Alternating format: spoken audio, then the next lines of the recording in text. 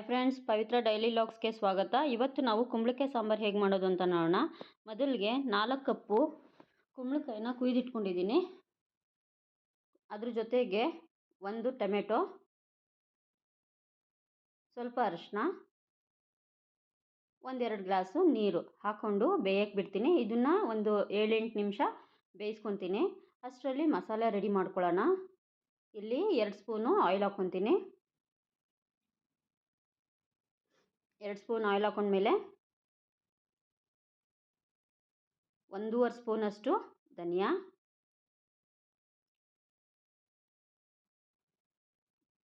1/2 ಸ್ಪೂನಷ್ಟು ಜೀರಿಗೆ, 1 ಸ್ಪೂನಷ್ಟು ಉದ್ದಿನಬೇಳೆ, 1/2 ಸ್ಪೂನಷ್ಟು ಕಡಲೆಬೇಳೆ, 1/2 ಸ್ಪೂನಷ್ಟು ಮೆಂತ್ಯ, ಒಂದು 6 ಬ್ಯಾಡಗೆ ಮೆಣಸಿನ್ಕಾಯಿ, ಸ್ವಲ್ಪ ಕರಿಬೇವು,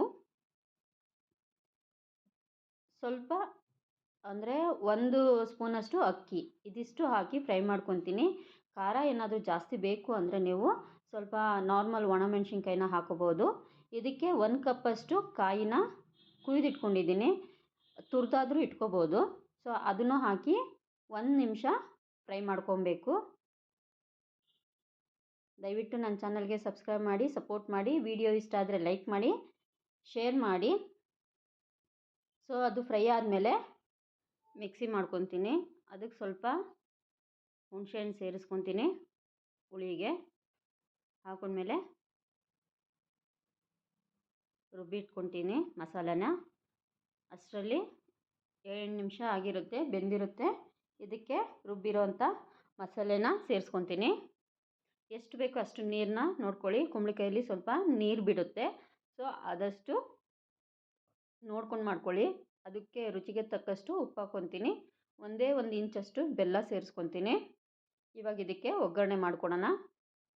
1 ಸ್ಪೂನಷ್ಟು ಎಣ್ಣೆ ಹಾಕ್ಕೊತೀನಿ. ಅದಕ್ಕೆ ಸ್ವಲ್ಪ ಸಾಸಿವೆ, ಸ್ವಲ್ಪ ಕರಿಬೇವು, ಸ್ವಲ್ಪ ಇಂಗು ಇಷ್ಟು ಹಾಕಿ ಫ್ರೈ ಮಾಡಿ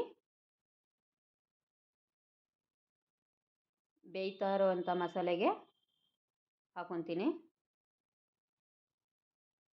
ಅದಾದಮೇಲೆ 1-2 ನಿಮಿಷ ಅಷ್ಟೇ ಕುದಿಸ್ಕೊತೀನಿ.